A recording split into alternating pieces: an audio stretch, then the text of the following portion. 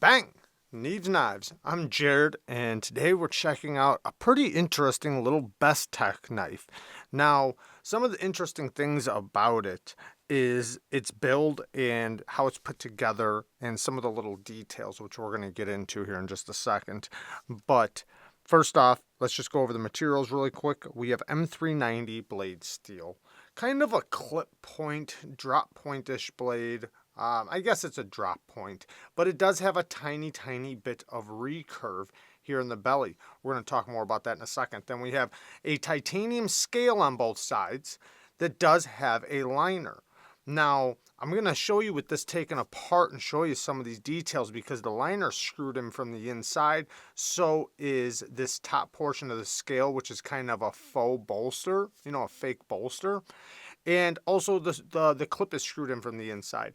And, usually we would see this in a regular bolster lock or regular liner lock.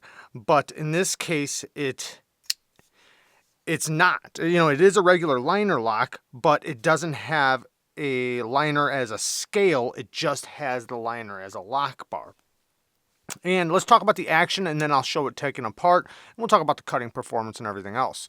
So the action, we have a very minimal flipper tab, lots of jimping on it, good flipping action. The detent is solid, nice and smooth on the drop.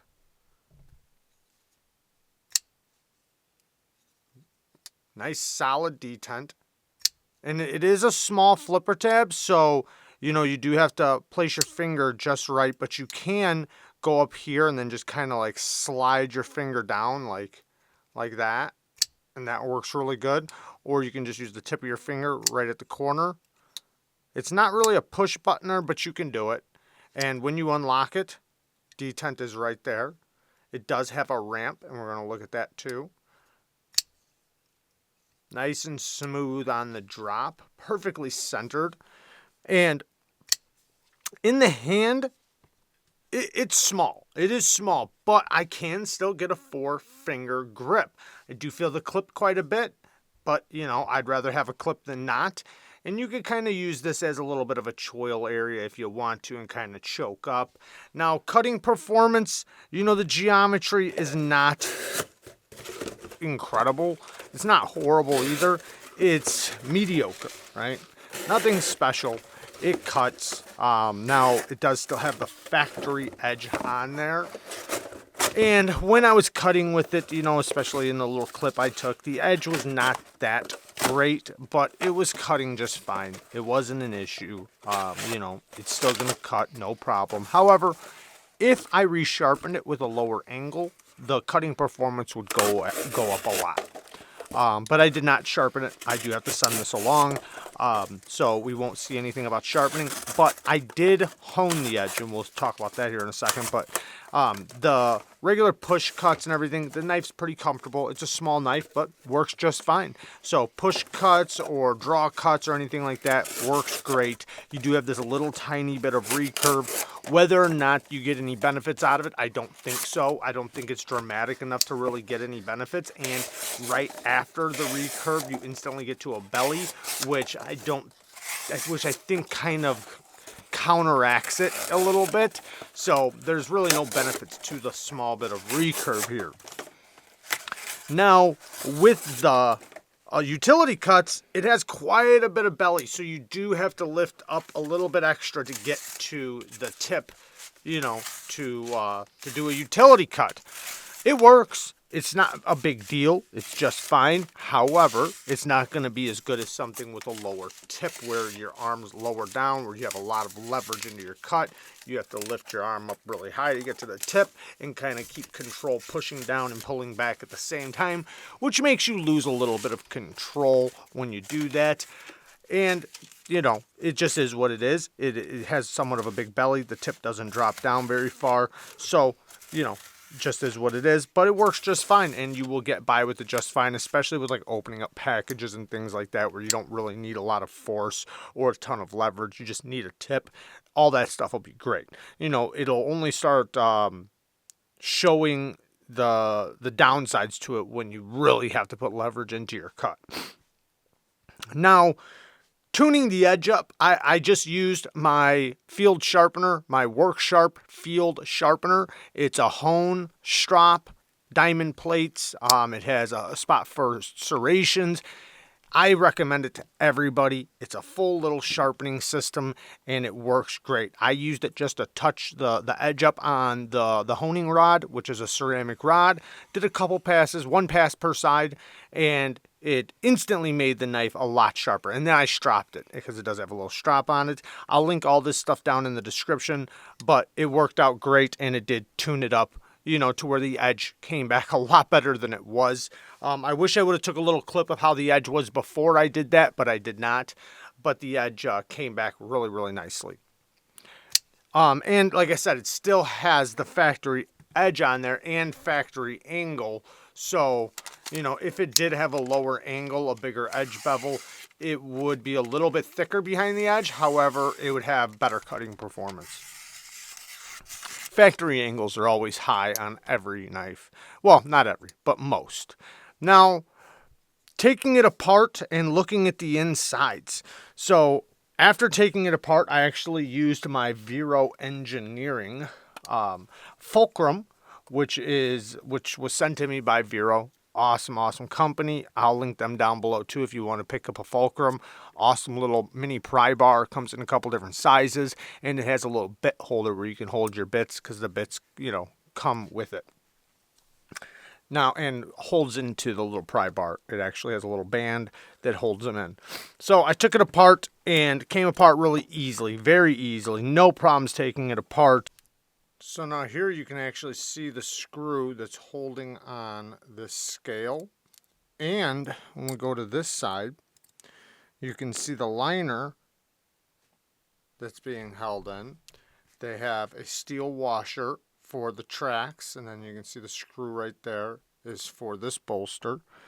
And right there is the screw for the clip. So we have a hidden screw clip, or hidden screw for the clip. And you can see the pockets cut out for the bearings. And we have a little ramp cut out right there for the detent to roll on. So when you unlock it and it hits the detent, it has a ramp so for the detent to roll up on. So you're not fighting with it, trying to get it to disengage. Let's get this cleaned up and back together. Oh, and you can see the stop pin right here. There's the closing stop pin and the opening for the stop pin. Open, close, same stop pin, which is pretty cool. And then it won't hit the backspacer when the backspacer is locked in. Also, shout out to KPL. I will link these down in the description. I recommend the heavy and the original. I don't really use the light. These are really handy too. They're just little Q-tips, but a must-have is a Loctite stick. So, and the blue Loctite medium hold. You definitely want that. But yeah, awesome stuff. But after getting it all back together, you know, it is pretty interesting how the build is and how it's designed. I do like that because I like interesting knives like that have that uniqueness to them in some ways. It's not built like every other knife you see. Now, I kind of like the ano. You can kind of see there's some pink hues coming out of the yellow underneath the clip. That tends to happen with certain anos. You can see some of the other colors coming out of it. The backspacer, it doesn't really match, but you know, it kind of matches the blade a little bit. Probably would have been cool to be black, but the clip in and out of the pocket, it works okay, but it's going into the pocket, it's not the best. The ramp is kind of fast. It needs to be a little bit longer. Does it work? Yeah. Does it chew your pants up? Not really, but it can if you try to do it one-handed every time. If you do it two-handed every time, it's not going to chew your pants up. It goes in pretty smooth. But if you try to do it one-handed, yes, it kind of stops and it kind of hangs up on your pants a little bit trying to go into the pocket. Coming out works great. The clip's a good clip. It's not bad, but it could be better. Now, in the hand, you know, when I'm wrapping my hand around the knife, I can feel this a little bit poking into my hand. It's not horrible, but I do feel it. Next thing, you know, going over some negative things, the plunge grind is getting pretty close to the edge. I don't like that. I'd rather it be farther so that when I do lower the angle, which I would want to do right away with this, I'm not running into the plunge grind. Now, I could probably get away with one good sharpening with laying back the angle, but, you know, I don't know how many I would get before I'd hit the plunge grind because it wouldn't be too many. Next thing, it does have this little recurve. It doesn't make sense. It doesn't need a recurve. It's not the kind of knife that would really benefit from it. And even if you did, you know, even if it did benefit from it a little bit, this one isn't big enough or deep enough to do that. However, you could easily sharpen it out. If you just put it on a flat stone and sharpen it, it'll sharpen it out for sure. And then the curve would come out, but it would take a little bit of extra sharpening. And in return, you'd remove more steel and then you'd wind up hitting the plunge grind. So in order to keep the recurve, you need thinner stones. So you wouldn't want to sharpen it on regular flat stones. You'd want to sharpen it on 1/2-inch stones. So is it that big of a deal? No. But you know, it's a thing, right? There's no benefits to it. It doesn't benefit you in any way. It only adds to negatives on this knife. So that's why I think it's a little bit of a downfall. Now, if you're good with recurves, if you have the stones, it's not going to be a big deal. But if you don't, then, you know, that's when it becomes an issue. And a lot of people don't have that type of stuff, you know. They could just send it to me.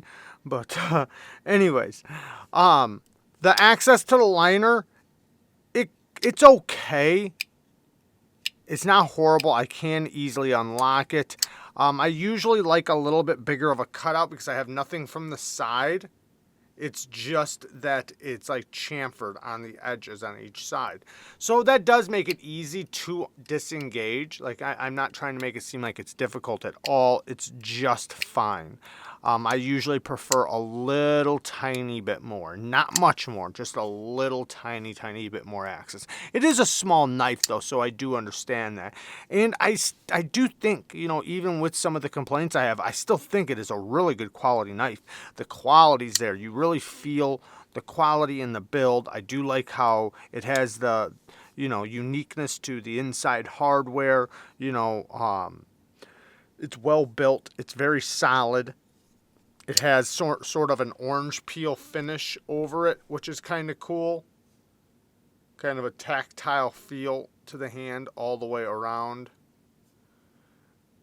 All the edges are knocked down really good. It is pretty comfortable in the hand.